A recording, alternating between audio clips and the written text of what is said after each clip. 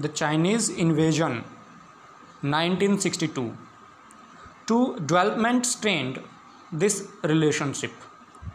India और China का जो रिलेशनशिप है उसमें एक तरह से दो तरीक़ों से है जो तनाव है वो पैदा हो गया था।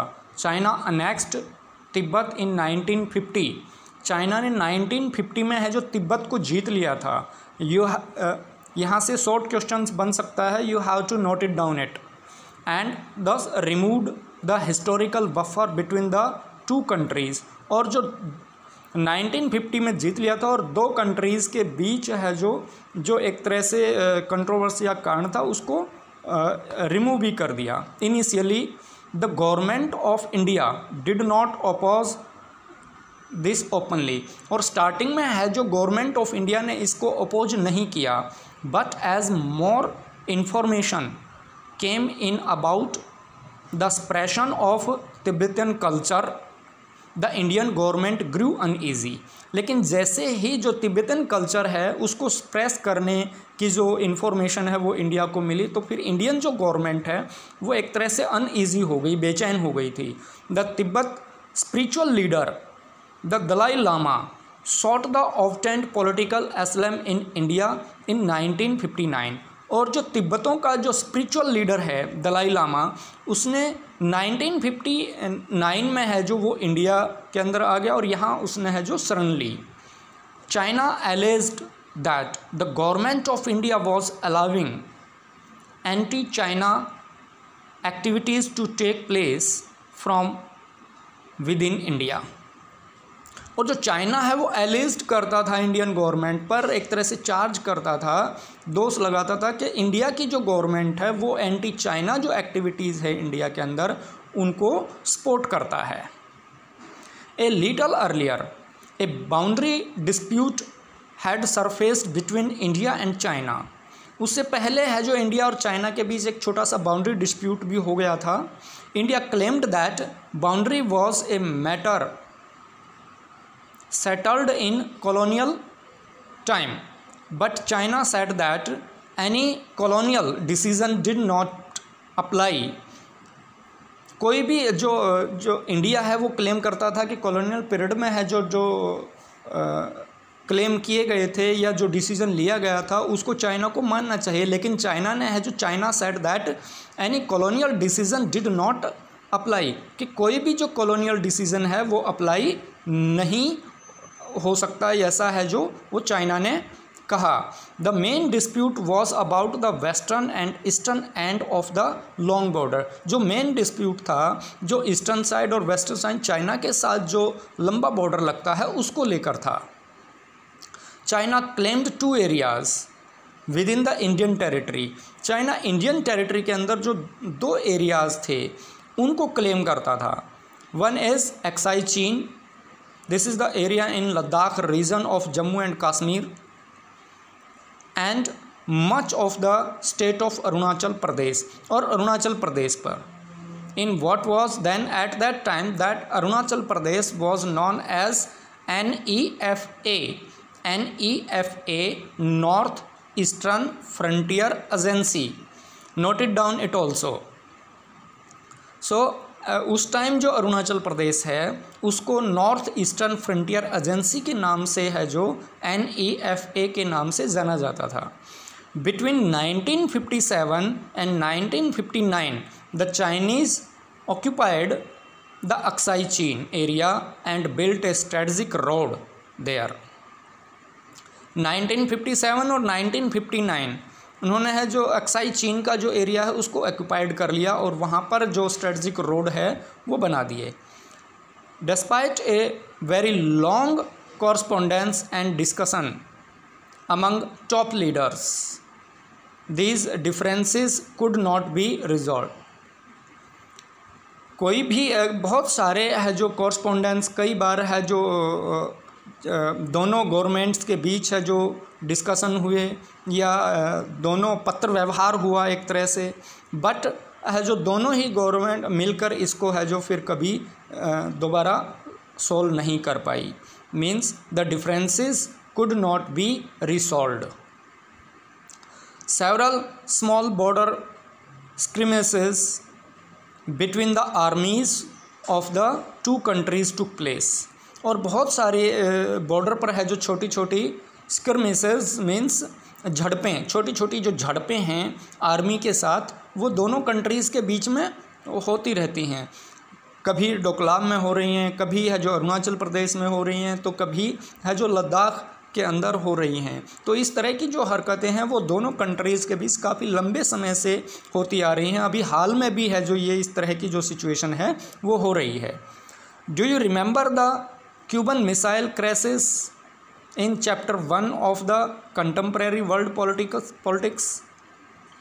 वाइल द, क्या आपको जो क्यूबन मिसाइल क्राइसिस हैं वो आपको अच्छे से याद होंगे, जो हमने है जो फर्स्ट चैप्टर में है जो स्टडी किया कंटेम्प्रेरी ऑफ वर्ल्ड पॉलिटिक्स की बुक में। While the entire world's attention was on this crisis involving the two super power, पूरे वर्ल्ड का जो ध्यान है वो क्यूबन मिसाइल जो क्राइसिस हैं उन पर था, और जिसकी वजह से जो पूरा वर्ल्ड है वो एक तरह से टू सुपर पावर्स उसमें जो टू सुपर पावर हैं वो भी उसमें इन्वॉल्व थी।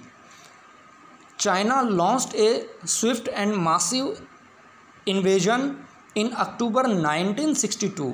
अब चाइना ने है जो इंडिया पर 1962 में एक हमला अटैक कर दिया on both the disputed regions, जो दोनों ही डिस्प्यूटेड रीजन थे उन पर, लद्दाख के अंदर और अरुणाचल प्रदेश के अंदर। The first attack lasted 1 week, जो पहला अटैक है वो 1 वीक में ही समाप्त हो गया था।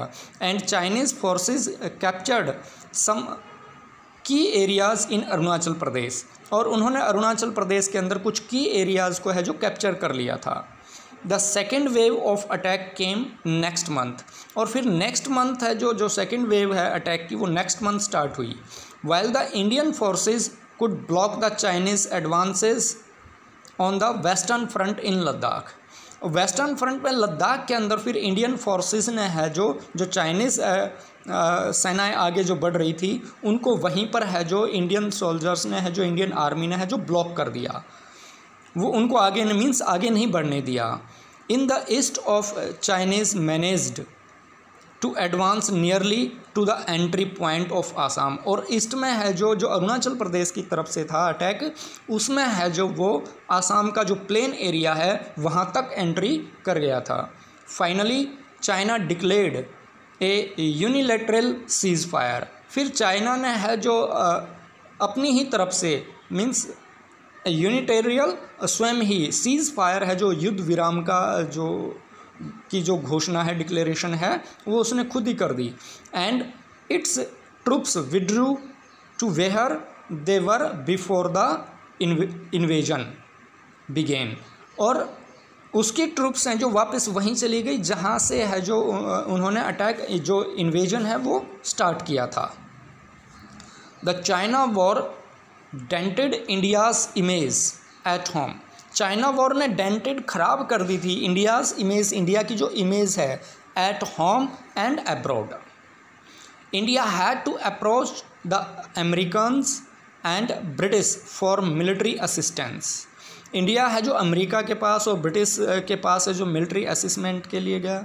To tide over the crisis, जो ये क्राइसिस आए थे चाइना की तरफ से जो दिए जा रहे थे इनको से पार पाने के लिए। The Soviet union remained neutral during the conflict, जो सोवियत यूनियन है वो इस कन्फ्लिक्ट में बिल्कुल न्यूट्रल रहा, उसने न इंडिया का पक्ष लिया न चाइना का। चाइना और इंडिया के बीच जब भी किसी तरह की कोई कंट्रोवर्सी होती है तो जो सोवियत यूनियन है वो न्यूट्रल ही रहता है, वो कभी भी न चाइना का पक्ष लेता है न इंडिया का पक्ष लेता है, क्योंकि चाइना को इसलिए नहीं कहता क्योंकि चाइना के अंदर भी कम्युनिस्ट गवर्नमेंट है और सोवियत यूनियन के अंदर भी कम्युनिस्ट गवर्नमेंट है। ओके, और इंडिया से कहीं ना कहीं है जो उसको सिंपैथी रहती है। रूस है जो स्टार्टिंग से ही हमारे फेवर में रहा है, इसलिए है जो हमें भी है जो क्रिटिसाइज़ नहीं करता है। It induced a sense of national humiliation, इसने है जो इंडिया के अंदर एक तरह से नेशनल ह्यूमिलिएशन, राष्ट्रीय अपमान की जो सेंस है, भावना है, उसको पैदा कर दिया, इंड्यूस कर दिया। And at the same time strengthened a spirit of nationalism, और इसी समय है जो राष्ट्रवाद की जो भावना है उसको मजबूती मिली। Some of the top army commanders either resigned or were retired. बहुत सारे जो मिलिट्री कमांडर हैं या तो उन्होंने है जो रिज़ाइन कर दिया और या फिर उन्होंने है जो रिटायरमेंट ले ली। एंड नेहरूज़ क्लोज एसोसिएट, नेहरू का जो क्लोज एसोसिएट था, नज़दीक का जो फ्रेंड था,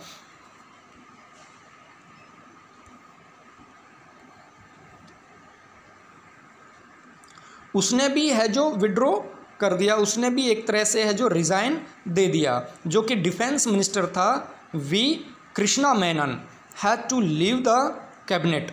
Nehru's own stature suffered as he was severely criticise. Nehru का अपना कद है जो वो भी सफ़र हो गया एक तरह से, और उसकी चाइना की नीयत के प्रति जो उसकी असेसमेंट थी वो उसके अंदर उसकी अनुभवहीनता झलकी।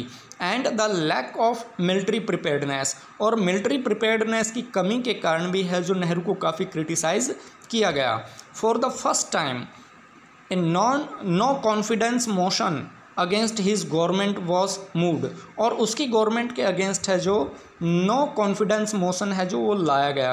अविश्वास प्रस्ताव मीन्स जब कोई ये होता है ये डाउट होता है कि उसकी जो गवर्नमेंट है वो अल्पमत में आ गई या मेजॉरिटी में नहीं रही है, इन दैट सिचुएशन है जो नॉन कॉन्फिडेंस जो मोशन है वो लाया जाता है।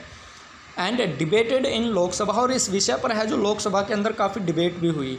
सून after the Congress lost some key by elections to Lok Sabha, और लोकसभा कांग्रेस ने है जो उस टाइम पर जो बाई इलेक्शन हुए सो सब के सब में है जो कांग्रेस लूज कर गई थी। बाई इलेक्शन मीन्स है जो बीच में जो एक तरह से किसी जो मेंबर होता है, मेंबर ऑफ लोकसभा होता है, उसकी डेथ हो जाए या वो अपने रिज़ाइन कर दे खुद ही, तो उस सिचुएशन में जो इलेक्शंस दोबारा करवाए जाते हैं उनको बाई इलेक्शन बोला जाता है। The political mood of the country had begun to change, अब धीरे धीरे जो देश का जो पॉलिटिकल मूड है वो चेंज होता जा रहा था।